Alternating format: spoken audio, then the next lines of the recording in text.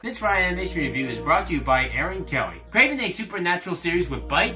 Then you'll be interested in this, a book by Aaron Kelly called Tainted Moonlight.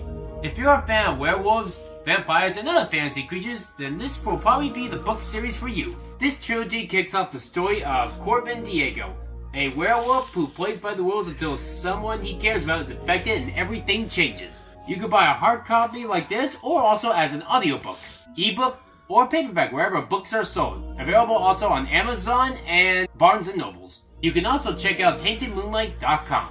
Join the website to find out how you can join the pack today. Thank you.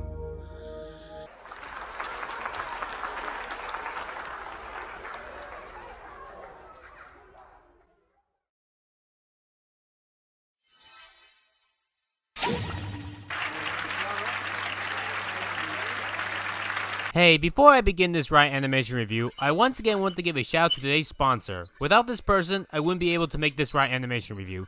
And that, of course, is GumballFan123. Once again, made a generous $250 donation for this. He donated to me earlier this year for Ryanimation Review 11, The Bad Guys, and now he has come and made another request, this time to review LackaDaisy. Come gather all around!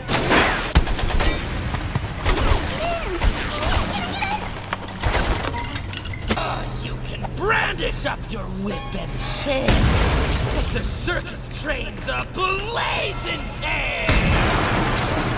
Taking place in 1920 St. Louis, Missouri during the Prohibition period. If you don't remember what that was, about a century ago, wow, yeah, it's kind of 100 years now. It was a time when alcohol was forbidden, because it led to people getting drunk and killed. That still happens to this day, obviously. But we in America took it more seriously for 13 years straight, lasting from January 7th, 1920 to December 5th, 1933. I don't drink alcohol, I tried it multiple times, it's not my thing. I've never smoked cigarettes, but I have done vape and even weed. Never really been my interest. Drugs aren't good, okay? Drugs are bad. You shouldn't do drugs. If you do them, you're bad. Because drugs are bad, okay? Okay, let's ask the obvious question. Is this a good animation? Yes, definitely, absolutely. I don't think there's any denying that. It came out earlier this year in March, and from what I got, it took many months to make this. It's edited very well, the pacing felt great. I love pretty much all the action sequences. Excuse me? No! 5, 6.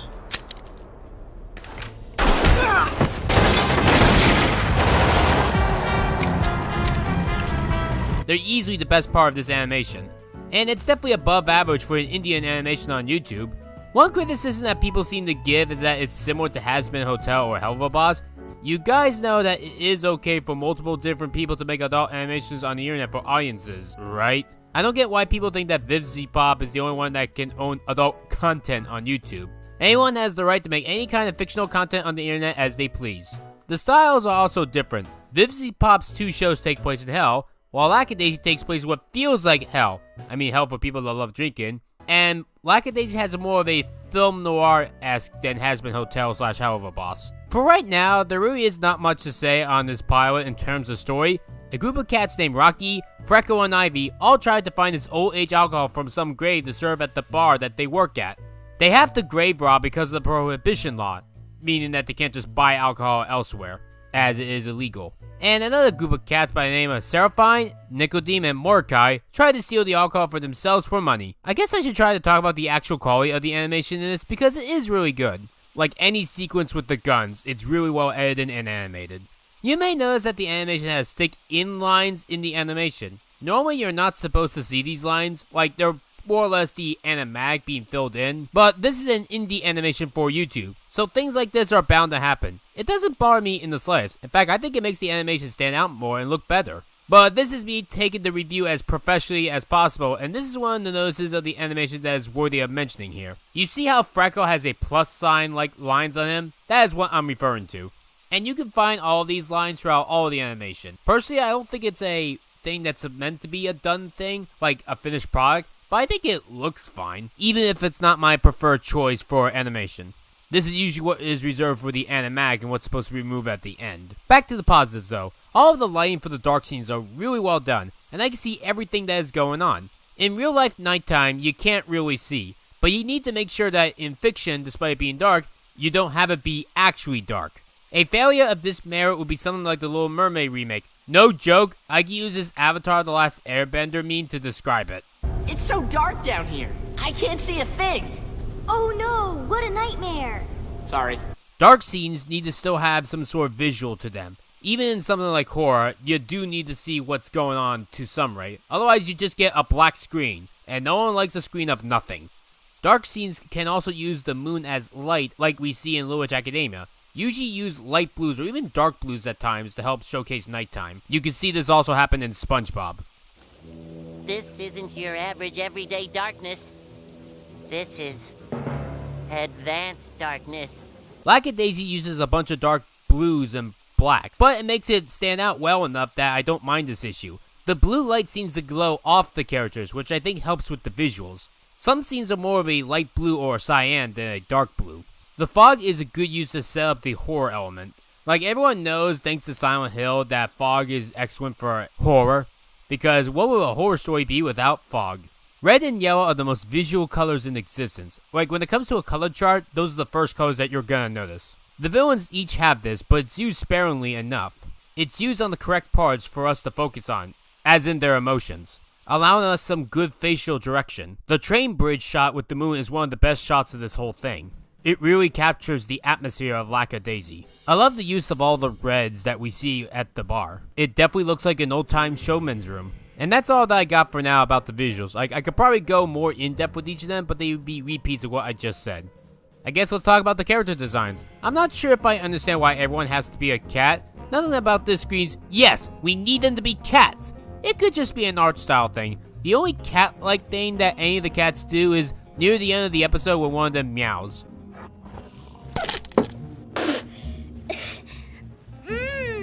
Sophisticated flavor. But it does look good regardless. It could be a furry thing. The way that a couple of the cats are animated makes me think of that. I mean, they're not as obvious as Oliver and Company.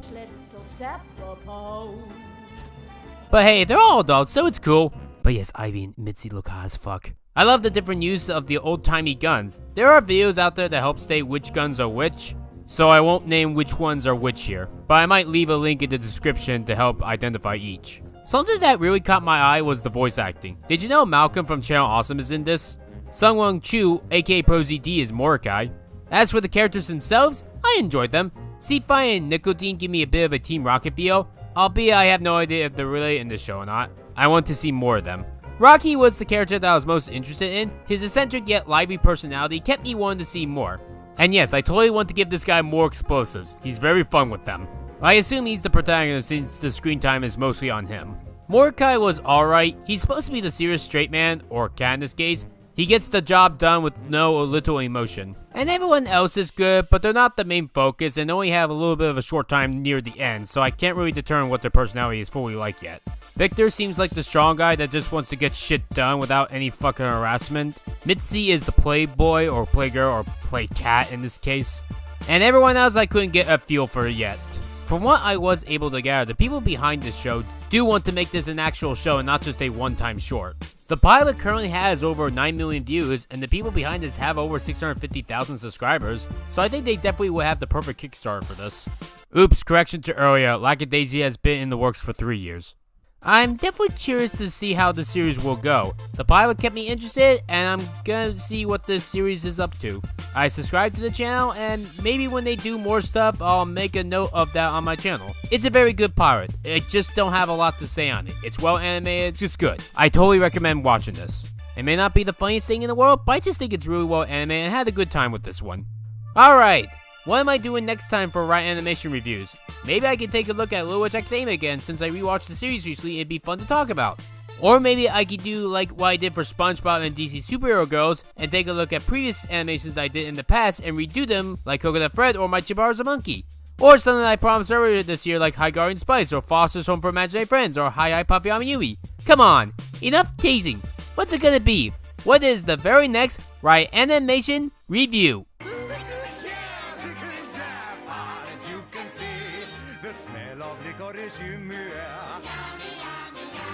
Wait, the Candyland Movie? Like the board game that had a movie. What? Trust me, Rebecca. It is a trip. Thank you for watching this Ryanimation review. If you wish to see more reviews like this in the future, please subscribe to Star Giant Productions and hit the bell icon to also get more notifications. At the end of each Ryanimation review, we like to show off a piece of fan art for my fans. Thank you, Gary Fan, for producing this lovely fan art. And this video here was edited by me, Rebecca Starlight. And if you really want to show your support for my channel, please donate to me on Ko-fi. At $20 a month, your name gets to be part of the credits. You can support me in the description down below. And here are all my wonderful sponsors now. Thank you all for donating to my channel. I got a lot of exciting projects in the near future that I wish for you guys to see. Be on the lookout for any future projects that are very big. Thank you for your time. Rebecca Starlight, out.